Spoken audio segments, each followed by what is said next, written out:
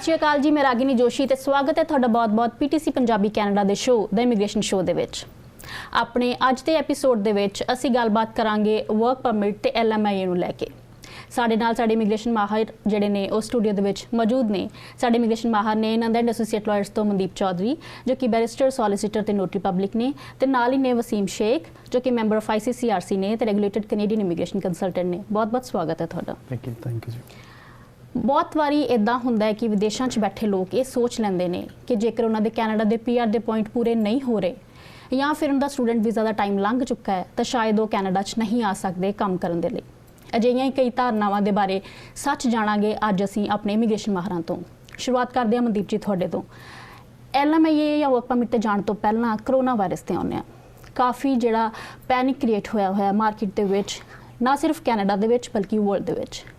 की असर पावेगा corona visas ते प्रोसीजर्स ते जेडे स्टूडेंट इंडिया गए ने या वर्कर्स इंडिया गए ने या किसी होर कंट्री च ने की वो आ सकते ने? बहुत ही ज़्यादा इंपॉर्टेंट मैटर है इस टाइम पे। कैनेडा च भी we are keep on updating regular basis ते नवी अपडेट्स आ रही है, पर जो as of update right now हैगी है जो अपने प्राइम मिनिस्टर मिस्टर ट्रूडो ने इशू की है कि there is a temporary ban.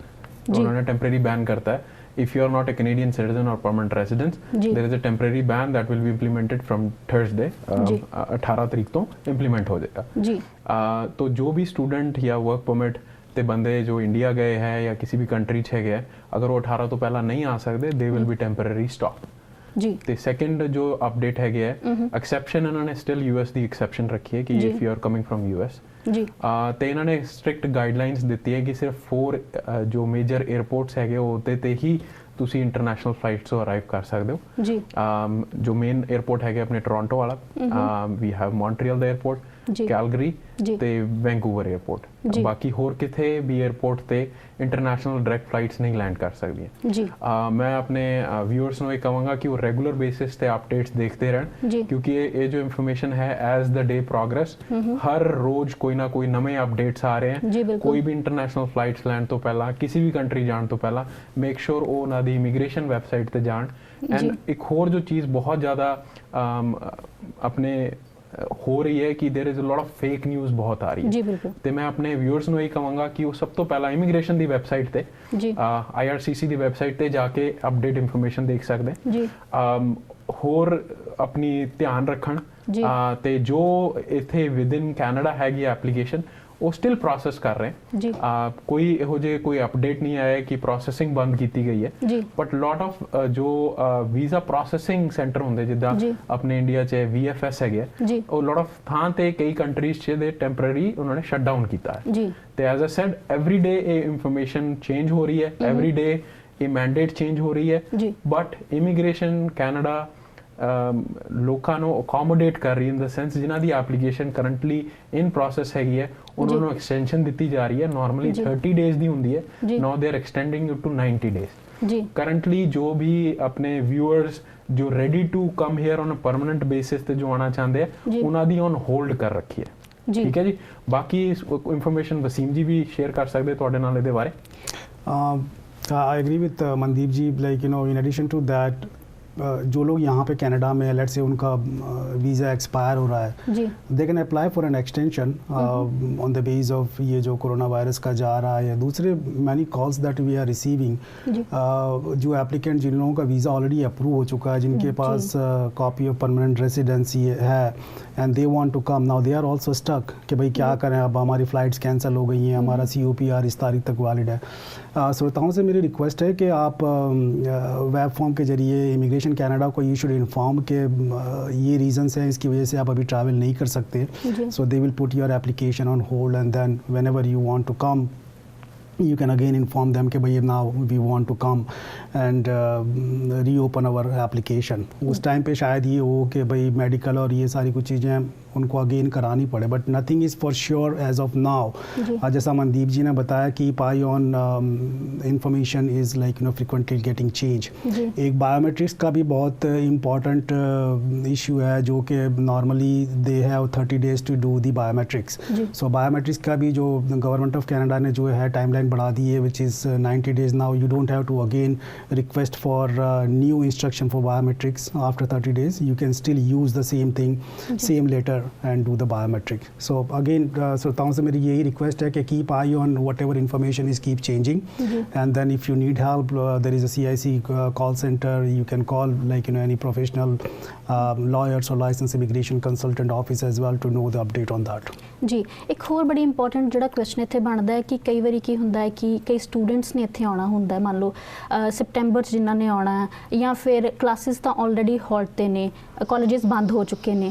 So do you think so ਕਿ ਕਿਤੇ ਵੀ ਜਾ ਕੇ ਜੇ ਇਹਦੇ 'ਚ ਡਿਲੇ ਵੀ ਆਊਗਾ ਜੇ ਸਪਟੈਂਬਰ ਦੇ ਵਿੱਚ ਕੋਈ ਗੜਬੜ ਹੁੰਦੀ ਹੈ ਤਾਂ? देखो ये सारी चीज़ें I agree with your like question. The way the situation is going around, it's very fluid like kind of situation है। Every moment something new is coming up.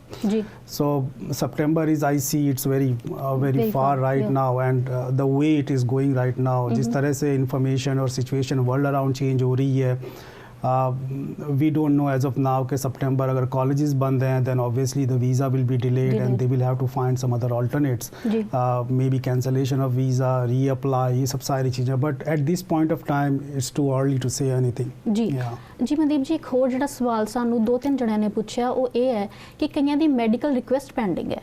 ਸੋ ਤੁਹਾਨੂੰ ਲੱਗਦਾ ਹੈ ਕਿਉਂਕਿ ਆਲਰੇਡੀ ਹਸਪੀਟਲਸ ਤੇ ਪ੍ਰੈਸ਼ਰ ਜ਼ਿਆਦਾ ਹੈ, ਸੋ ਕਿਤੇ ਨਾ ਕਿਤੇ ਇਮੀਗ੍ਰੇਸ਼ਨ ਰਿਲੇਟਡ ਜਿਹੜਾ ਮੈਡੀਕਲ ਹੈ ਉਹਦੇ 'ਚ ਆਲਰੇਡੀ ਜੇ ਡਿਲੇ ਹੋ ਰਿਹਾ ਹੈ ਤੇ ਜੇ ਉਹਨਾਂ ਦੀ ਟਾਈਮਲਾਈਨ ਵੀ ਖਤਮ ਹੋ ਰਹੀ ਹੈ, ਤੁਹਾਨੂੰ ਲੱਗਦਾ ਉਹਦੇ ਤੇ ਵੀ ਐਕਸਟੈਂਸ਼ਨ ਮਿਲੇਗੀ? ਹਾਂਜੀ, ਜਿੱਦਾਂ ਵਸੀਮ ਜੀ ਨੇ ਕਿਹਾ ਕਿ ਈਵਨ ਬਾਇਓਮੈਟ੍ਰਿਕਸ ਦੀ ਜਿੱਦਾਂ ਇੰਸਟਰਕਸ਼ਨ ਹੈਗੀ 30 to 90 days ਦੀ ਉਹਨਾਂ ਨੇ ਟਾਈਮਲਾਈਨ ਦਿੱਤੀ ਹੈ, ਮੈਡੀਕਲ ਵਾਸਤੇ ਵੀ ਸੇਮ ਹੀ ਇੰਸਟਰਕਸ਼ਨ ਹੈਗੀ 30 to 90 days ਐਕਸਟੈਂਸ਼ਨ ਹੋ ਰਹੀ ਹੈ। ਪਰ ਦੇ ਕੀਪ ਔਨ ਚੇਂਜਿੰਗ, ਮੋਨੀਟਰ ਕਰ ਰਹੇ ਇਮੀਗ੍ਰੇਸ਼ਨ ਡਿਪਾਰਟਮੈਂਟ ਤੇ ਉਹਨਾਂ ਨੂੰ ਪਤਾ ਹੈ ਕਿ ਕਈ ਕੰਟਰੀਜ਼ 'ਚ ਸਪੈਸੀਫਿਕਲੀ ਹੈਗੀ ਹੈ ਤੇ ਈਵਨ ਔਨ ਇਮੀਗ੍ਰੇਸ਼ਨ ਕੈਨੇਡਾ ਦੀ ਜੋ ਵੈਬਸਾਈਟ ਹੈਗੀ ऑफिशियल वेबसाइट, उत्ते countries like China, Iran, Korea जिथे स्पैसिफिक ज़्यादा कोरोना वायरस के इशूज़ आ रहे हैं, उत्थे उन्होंने स्पैशल गाइडलाइंस हैगी हैं। तो मैं हमेशा यही कह रहा क्लाइंट्स नो जो भी सानू फोन करते हैं या जिन्हें भी अपने व्यूअर्स हैगे है कि वो कीप ऑन अपडेट करते रहन अपने आप बारे, कोई भी कोई गलत फैमिली च ना रहन, क्लैरिफाई करन प्रोफेशनल्स तो इमिग्रेशन कैनेडा वेबसाइट तो our office is always there to help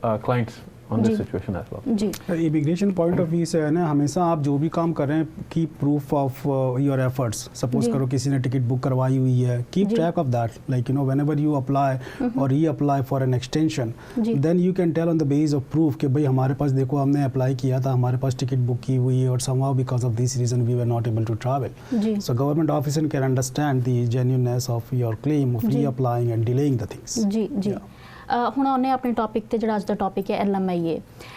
ਸਭ ਤੋਂ ਪਹਿਲਾਂ ਇਹਦੇ ਤੇ ਇੱਕ ਜਿਹੜੀ ਮਾਰਕੀਟ ਹੈ, ਜਿਹੜਾ ਆਪਾਂ ਕਹਿ ਦਿੰਦੇ ਆ ਵਪਾਰ ਸ਼ੁਰੂ ਹੋ ਗਿਆ ਸੀ। ਇਹ ਕਿਹਾ ਜਾਣ ਲੱਗਿਆ ਸੀ ਕਿ ਕਾਫੀ EMPLOYER ਜਿਹੜੇ ਨੇ ਉਹ ਹੁਨਰਮੰਦ ਕਾਮਿਆਂ ਨੂੰ ਕੰਮ ਤੇ ਰੱਖ ਨਹੀਂ ਰਹੇ ਬਲਕਿ ਇਹਨੂੰ ਵੇਚ ਰਹੇ ਨੇ। ਸਭ ਤੋਂ ਪਹਿਲਾਂ ਉਹ ਜਾਣਨਾ ਚਾਹਾਂਗੇ ਕਿ ਕੀ ਇਹਦੇ 'ਚ ਕੋਈ ਸੱਚਾਈ ਵੀ ਸੀ ਤੇ ਉਸ ਤੋਂ ਇਲਾਵਾ ਇਹਦਾ ਪ੍ਰੋਸੀਜਰ ਕੀ ਹੈ?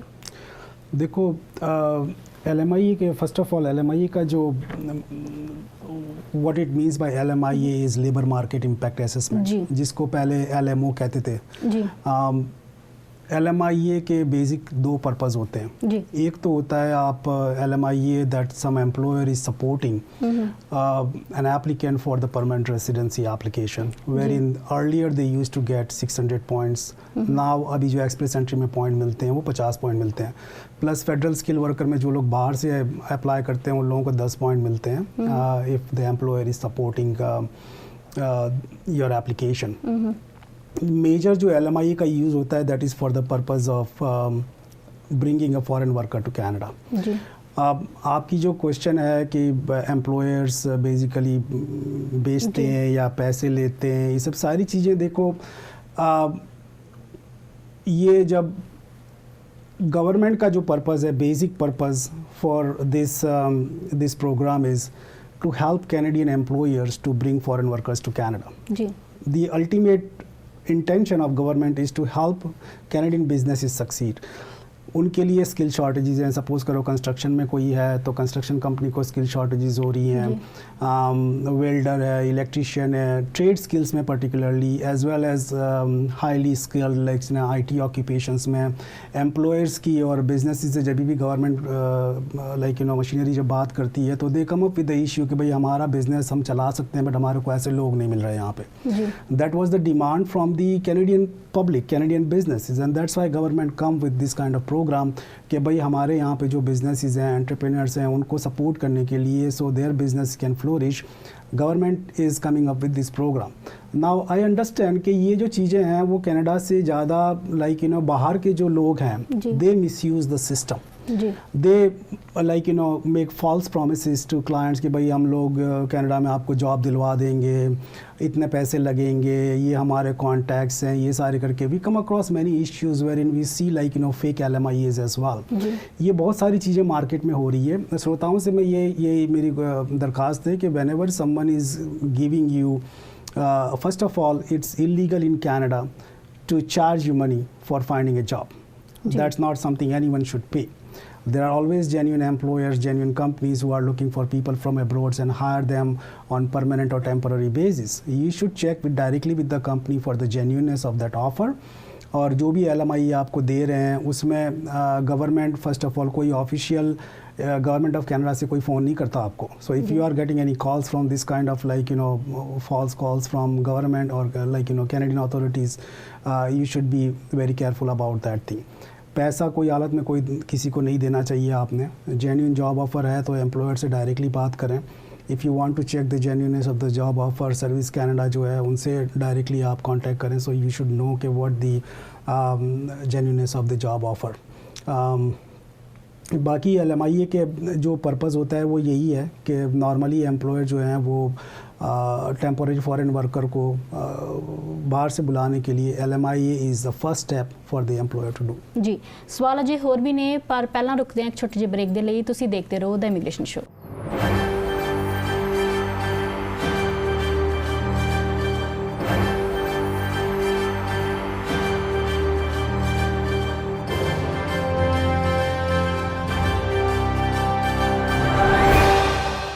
ਸਵਾਗਤ ਹੈ ਤੁਹਾਡਾ ਬਹੁਤ-ਬਹੁਤ ਬ੍ਰੇਕ ਤੋਂ ਬਾਅਦ. ਤੁਸੀਂ ਦੇਖ ਰਹੇ ਹੋ ਦ ਇਮੀਗ੍ਰੇਸ਼ਨ ਸ਼ੋ ਤੇ ਗੱਲਬਾਤ ਕਰ ਰਹੇ ਹਾਂ ਵਰਕ ਪਰਮਿਟ ਦੇ ਬਾਰੇ 'ਚ.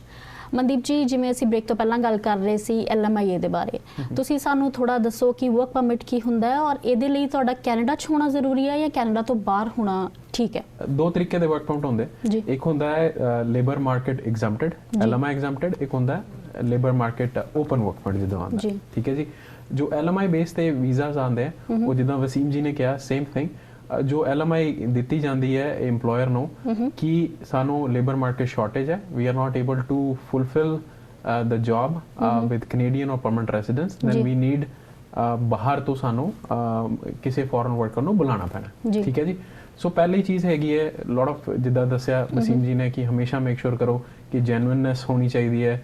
ਇਹਦਾ ਕਦੇ ਕਿਸੇ ਨੂੰ ਇਟਸ ਅ ਵੈਰੀ ਸੀਰੀਅਸ ਕੰਸੀਕੁਐਂਸਸ ਹੈਗੇ ਇਹਦੇ. ਜਿਹਦੇ ਤੁਸੀਂ ਪੈਸੇ ਪੇ ਕਰਦੇ ਹੋ EMPLOYER ਨੂੰ, EMPLOYER ਫਾਈਂਡ ਆਊਟ ਹੋ ਸਕਦਾ, EMPLOYER ਤਾਂ ਬੈਨ ਹੋ ਸਕਦਾ, ਤੁਸੀਂ ਵੀ 5 ਈਅਰ ਵਾਸਤੇ ਬੈਨ ਹੋ ਸਕਦੇ. ਸੀਰੀਅਸ ਕੰਸੀਕੁਐਂਸਸ ਹੈਗੇ. ਮੈਂ ਹਮੇਸ਼ਾ ਆਪਣੇ ਕਲਾਇੰਟਸ ਨੂੰ ਤੇ ਸਪੈਸ਼ਲੀ ਆਪਣੇ ਸ਼ਰੋਤਾਸ ਨੂੰ ਮੈਂ ਕਹਿਣਾ ਚਾਹੁੰਦਾ ਕਿ ਇਹੋ ਜਿਹੀ ਐਕਟੀਵਿਟੀਜ਼ ਤੋਂ ਦੂਰ ਰਹਿਣ. ਠੀਕ ਹੈ ਜੀ. ਤੇ ਜੋ ਦੂਜਾ ਪਾਰਟ ਹੈਗਾ ਜੀ ਓਪਨ ਵਰਕ ਪਰਮਿਟ, ਜਿਹਨੂੰ ਓਪਨ ਵਰਕ ਪਰਮਿਟ ਦੇ ਵੈਰੀ ਸਰਟਨ ਸਪੈਸੀਫਿਕ ਕੇਸਿਸ ਹੈਗੇ ਜਿਹਦੇ ਬੇਸਿਸ ਤੁਸੀਂ ਓਪਨ ਵਰਕ ਪਰਮਿਟ ਅਪਲਾਈ ਕਰ ਸਕਦੇ ਹੋ. ਜਿੱਦਾਂ ਆਪਾਂ ਪਹਿਲਾਂ ਵੀ ਡਿਸਕਸ ਕੀਤਾ ਸੀ ਕਿ ਅਗਰ ਤੁਸੀਂ ਸਪਾਊਸ ਹੋ ਸਟੂਡੈਂਟ ਪਰਮਿਟ ਤੇ ਜਾਂ ਤੁਹਾਡੀ ਸਪਾਊਸ ਹੈ ਜੋ work post graduate work permit ਤੇ ਹੈ ਤਾਂ ਤੁਹਾਨੂੰ ਬੁਲਾਉਣਾ ਚਾਹੁੰਦੇ ਹੈ, ਜਾਂ ਤੁਸੀਂ ਇਨ ਕੈਨੇਡਾ ਐਪਲੀਕੇਸ਼ਨ ਲਾਈ ਹੈ ਸਪਾਊਸਲ ਵੀਜ਼ਾ ਦੀ, ਉਹਦੇ ਬੇਸਿਸ ਤੇ ਤੁਹਾਨੂੰ ਓਪਨ ਵਰਕ ਪਰਮਿਟ ਮਿਲ ਸਕਦਾ. ਠੀਕ ਹੈ ਜੀ. ਰਿਲੀਜੀਅਸ ਵਰਕਰਸ ਹੁੰਦੇ ਆ, ਡਿਫਰੈਂਟ ਕੈਟਾਗਰੀਜ਼ 'ਚ ਡਿਵਾਈਡ ਕੀਤਾ ਜਾਂਦਾ ਹੈ. ਤੇ ਜੋ ਮੈਜੋਰਿਟੀ ਆਫ ਜੋ ਰੈਗੂਲਰ ਪ੍ਰੈਕਟਿਸ ਤੇ ਜੋ ਨਾਰਮਲ ਜੋ ਵੀਜ਼ਾਸ ਇੰਡੀਆ ਤੋਂ ਲੱਗਦੇ ਆ ਉਹ ਡਿਵਾਈਡ ਕੀਤੇ ਜਾ ਸਕਦੇ ਆ ਲੇਬਰ ਮਾਰਕੀਟ ਜਿੱਦਾਂ ਮੈਂ ਤੁਹਾਨੂੰ ਦੱਸਿਆ. ਦੂਜੇ ਹੈਗੇ ਰਿਲੀਜੀਅਸ ਵਰਕਰ ਵੀ ਬਹੁਤ ਸਾਰੇ ਐਪਲੀਕੇਸ਼ਨ ਲਾਈ ਜਾ ਰਹੀ ਹੈ ਇੰਡੀਆ ਤੋਂ, ਜਿੱਦਾਂ ਆਪਣੇ ਗੁਰਦੁਆਰੇ ਮੰਦਿਰਾਂ 'ਚ ਆਪਣੇ ਰਿਲੀਜੀਅਸ ਵਰਕਰ ਆਉਂਦੇ ਤੇ ਸਪਾਊਸਲ ਵੀਜ਼ਾ ਦੇ ਬੇਸ ਤੇ ਆਉਂਦੇ. ਇੱਕ when we are talking about LMIAs and work permit, ये हमेशा बिजनेसेस की नीड्स होती है. डिफरेंट इंडस्ट्रीज़ में over the period of time different requirement skills की होती है। जैसा अभी आईटी में the way it is going in US, वहाँ पे जो है H1B वीज़ा होल्डर्स के लिए इश्यूज़ आ रहे हैं फॉर सम गवर्नमेंट ने जो भी डिसीजंस वहाँ पे लिए हैं। सो उसका जो बेनिफिट है वो कनाडा को हो रहा है, because all can like IT companies they are moving to Canada. ठीक है ना। अब यहाँ पे हमारे वहाँ ऐसे प्रोग्राम्स नहीं थे other than LMIA। So government like ने एक नया प्रोग्राम इंट्रोड्यूस किया जिसको बोलते हैं global talent stream and global skill strategy. So उसमें ये होता है कि पर्टिकुलरली IT ऑक्यूपेशंस में है, if they fall under particular occupation there is a program under global talent stream. तो उसमें नॉर्मल LMIA में आपने एडवर्टाइजमेंट करनी है, एडवर्टाइजमेंट बिजनेस ने करके प्रूव करना है कि there is a skill shortages, जबकि ग्लोबल टैलेंट स्ट्रीम में there is an exemption. It is not mandatory that you should do the advertisement. Even without doing advertisement, business can apply for LMIA. और LMIA का process वो भी fast track पे होता है। Within 15 days, government is committed to process the LMIA application. Once वो होने के बाद then there is a work permit जब बंदा अप्लाई करता है उसमें भी ये ग्लोबल स्किल स्ट्रेटजी, जैसे that is like related to global talent stream and global skill strategy work simultaneously. और उसमें ग्लोबल स्किल स्ट्रेटजी में भी वर्क परमिट आपकी 15 दिन में प्रोसेस होती है। सो ये what I am trying to say कि बिजनेसेस के लिए government is very like favour करती है बिजनेसेस को प्रमोट करने के लिए, उनकी इम्प्रूवमेंट के लिए सारी जो भी स्किल शॉर्टेज होती हैं। दूसरे प्रोग्राम्स भी हैं जिसमें LMIA एग्जेम्प्ट है, that is called ICT intra company transfer, जिसमें कंपनीज अगर मैनेजमेंट में फंक्शनल मैनेजर्स हैं या तो स्पेशलाइज्ड नॉलेज वर्कर जो कि IT पर्टिकुलर कैटेगरीज जो हैं इंफॉर्मेशन टेक्नोलॉजी की, उसमें अगर वर्कर्स को कनाडा बुलाते हैं सो उसमें LMIA की ज़रूरत नहीं रहती है when we are talking about LMIA exempt categories. So इस कैटेगरी में थोड़ा कंपनियों के लिए आसानी हो जाती है कि बीच में जो एक LMIA की प्रोसेस है वो अवॉइड हो जाती है। They can bring workers on fast track basis because IT occupation में it's a kind of knowledge based economy, so it get frequently change with the like technology keep changing. So वो companies के लिए benefit हो जाता है in order to bring workers to Canada. दूसरे businesses जो हैं वो यहाँ पे आके लाइक एंटरप्रेन्योर्स जो हैं वो बिज़नेस लगाना चाहते हैं, उनके लिए ओनर ऑपरेटर वर्क परमिट है। So बहुत सारी कैटेगरीज हैं that someone can explore depending on their profile. But again I like हम लोग शुरुआत की जो भी अप्लाई करना चाहता है अपने आप को उस फॉल्स होप में ना डाले या लाइक जहाँ पे मनी इन्वॉल्व होता है you should be very careful about it. There are many programs government is promoting but check the genuineness of the program, check your eligibility first and see whether whatever you are doing is legit and according to rules. ਜੀ ਜੀ ਇੱਕ ਸਵਾਲ ਜਿਹੜਾ ਸਾਨੂੰ ਕਿਸੇ ਨੇ ਭੇਜਿਆ, ਕਾਫੀ complicated ਇਹਨਾਂ ਦਾ ਕੇਸ ਹੈ. ਇਹਨਾਂ ਦੇ ਸਿਸਟਰ ਇੱਥੇ ਸਟੂਡੈਂਟ ਵੀਜ਼ਾ ਤੇ ਆਏ ਸੀ, ਇਹਨਾਂ ਨੇ ਆਪਣਾ ਨਾਮ ਦੱਸਣ ਤੋਂ ਸਪੈਸ਼ਲੀ ਮਨਾ ਕੀਤਾ ਹੈ. ਇਹਨਾਂ ਦੇ ਪੈਰੈਂਟਸ ਫਿਰ ਟੂਰਿਸਟ ਵੀਜ਼ਾ ਤੇ ਆਏ ਸੀ ਤੇ ਹੁਣ ਇਹਨਾਂ ਤਿੰਨਾਂ ਨੇ ਹੀ ਰੈਫਿਊਜੀ ਕਲੇਮ ਕਰ ਲਿਆ ਜੀ. ਹੁਣ ਉਹ ਚਾਹੁੰਦੇ ਨੇ ਕਿ ਈਦਰ ਤਾਂ ਉਹ ਸਟੱਡੀ ਵੀਜ਼ਾ ਤੇ ਆਉਣ ਜਾਂ ਫਿਰ ਉਹ ਟੂਰਿਸਟ ਵੀਜ਼ਾ ਤੇ ਹੀ ਆਉਣ ਪਰ ਉਹ ਵਰਕ ਪਰਮਿਟ ਇੱਥੇ ਪਹੁੰਚ ਕੇ ਅਪਲਾਈ ਕਰ ਲੈਣ. ਇਹ ਪੁੱਛਣਾ ਚਾਹੁੰਦੇ ਨੇ ਕਿੰਨੇ ਕੁ ਚਾਂਸਸ ਨੇ ਸਭ ਤੋਂ ਪਹਿਲਾਂ ਦੀ ਫਾਈਲ ਅਸੈਪਟ ਹੋਣ ਦੇ. इन्होंने रेफ्यूजी लगाया है यहाँ पे, इन्हों दे सिस्टर ने लगाया और फिर उन्होंने अपने पेरेंट्स बुलाए सी विजिटर वीज़ा ते, उन्होंने भी बाद रेफ्यूजी क्लेम कर लिया. देखो अब अगर रेफ्यूजी उन्होंने ऑलरेडी लगा दिया है तो they should wait for the outcome of the refugee application. Now this is again like मैं श्रोताओं से कहूँगा कि refugee everyone should not use this like in order to get entry to Canada. Refugee is an exceptional category wherein people who are in need of this kind of refuge they should apply. हर आदमी के लिए refugee is not the way to apply. दूसरी ये category है HNC humanitarian compassionate ground which is kind of exceptional cases or circumstances के अंदर ही आपने use करना है. Canadian government has many programs, many categories that fit to everyone. Now like every country has their checks and balances, immigration department before they give entry to any person to Canada. We see many misuse in the system when people apply under category. श्रोताओं से मेरी दरख्वास्त है कि आप कोई professional licence immigration consultant Canadian lawyer की help लें जो कि आपको राइटली गाइड कर सके. एंड अपनी जो जेन्यूनेस है, आपको कोई थ्रेट है या और कोई रीज़न से आप रेफ्यूजी अप्लाई करते हैं तो करें. बट इनका जो क्वेश्चन है कि उन्होंने रेफ्यूजी अप्लाई कर दिया है, if they have already applied for refugee then you can not convert it to visitor like student और worker. You can do so only if you withdraw your application for refugee and leave the country and again come back. That's the only answer to this thing. But again, when you are coming here as a visitor, my recommendation is, if अगर आपकी कोई ऐसी situation नहीं है कि आप refugee नहीं apply करें, बिना कोई रास्ता नहीं है आपका, then explore other options first. Meet with the Canadian employers, student के ऑप्शंस देखो, वर्क परमिट के ऑप्शंस देखो, एम्प्लॉयर से बात करो. अगर आपको जॉब मिलती है then apply for work permit. Now again, someone is in Canada, ये बहुत frequently क्वेश्चंस आते हैं, because we are talking on the same topic के वर्क परमिट यहाँ पे विजिट पे आ जाएं and then can be converted to work permit और नॉट. और व्हाट रूल सेज कि आप जब भी पहली वर्क परमिट कनाडा में अप्लाई करते हो, you should be applying outside Canada. So suppose करो कोई विजिटर पे यहाँ पे है, they can not apply. Now आजकल ये सिचुएशन होगी कि everything is online. You can, while staying in Canada as a visitor, you can apply online, but the application, because it is a first work permit, it will be process outside Canada. Other alternatives, you can go to the border and apply and get the work permit. But because they are refugee, उसका conversion या तो immigration पे या work permit पे it's not possible. जी ਹੁਣ ਸਮਾਂ ਹੋ ਗਿਆ ਹੈ ਸਾਡੀ ਇਮੀਗ੍ਰੇਸ਼ਨ ਟਿਪ ਦਾ. ਆਲਰੇਡੀ ਕਾਫੀ ਪੈਨਿਕ ਵੀ ਹੈ, ਸੋ ਸੁਣਨਾ ਚਾਹਾਂਗੇ ਆਪਣੇ ਇਮੀਗ੍ਰੇਸ਼ਨ ਮਾਹਰਾਂ ਤੋਂ ਕਿ ਇਸ ਹਫਤੇ ਦੀ ਇਮੀਗ੍ਰੇਸ਼ਨ ਟਿਪ ਉਹ ਕੀ ਕਹਿਣਾ ਚਾਹੁੰਦੇ ਨੇ. ਟਿਪ ਇਹ ਹੈਗੀ ਹੈ ਕਿ ਜੀ ਸਭ ਤੋਂ ਪਹਿਲਾਂ ਅਪਡੇਟ, ਆਪਣੇ ਆਪ ਨੂੰ ਅਪਡੇਟਡ ਰਹਿਣ.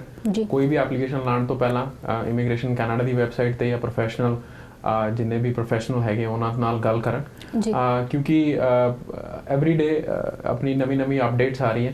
ਹਰ ਡਿਪਾਰਟਮੈਂਟ ਇੱਥੇ ਕੋਸ਼ਿਸ਼ ਕਰ ਰਿਹਾ ਹੈ ਕਿ ਅਕੋਮੋਡੇਟ ਕਰਨ, ਕਿਉਂਕਿ ਇਹ ਬਹੁਤ ਹੀ ਐਕਸੈਪਸ਼ਨਲ ਸਰਕਮਸਟੈਂਸਸ ਹੈਗੇ. रेफ्यूजी बोर्ड ने भी अपनी हेयरिंग्स पोस्टपोन कर दी है, फेडरल कोर्ट ने भी अपनी हेयरिंग्स पोस्टपोन कर दी है. बहुत सारे डिपार्टमेंट है जो मूव कर रहे हैं एक बंदियां दी हेल्प करने वास्ते, क्योंकि ये जिद्दां मैं दस्सिया कंटिन्यूस बेसिस ते मॉनिटर करन सिचुएशन, कंटिन्यू बेसिस ते अपना टीवी ते जो भी अपने प्राइम मिनिस्टर जब भी कोई अपडेट देंदे हैं, that's a major update. Provincial level ते जो भी अपडेट्स होंदी है वो हैगी है. For immigration point of view website is the best one to go. What I see nowadays is panic बहुत हो रही है लोगों में unnecessary, when we listen to get calls, लोगों में panic बहुत बना हुआ है.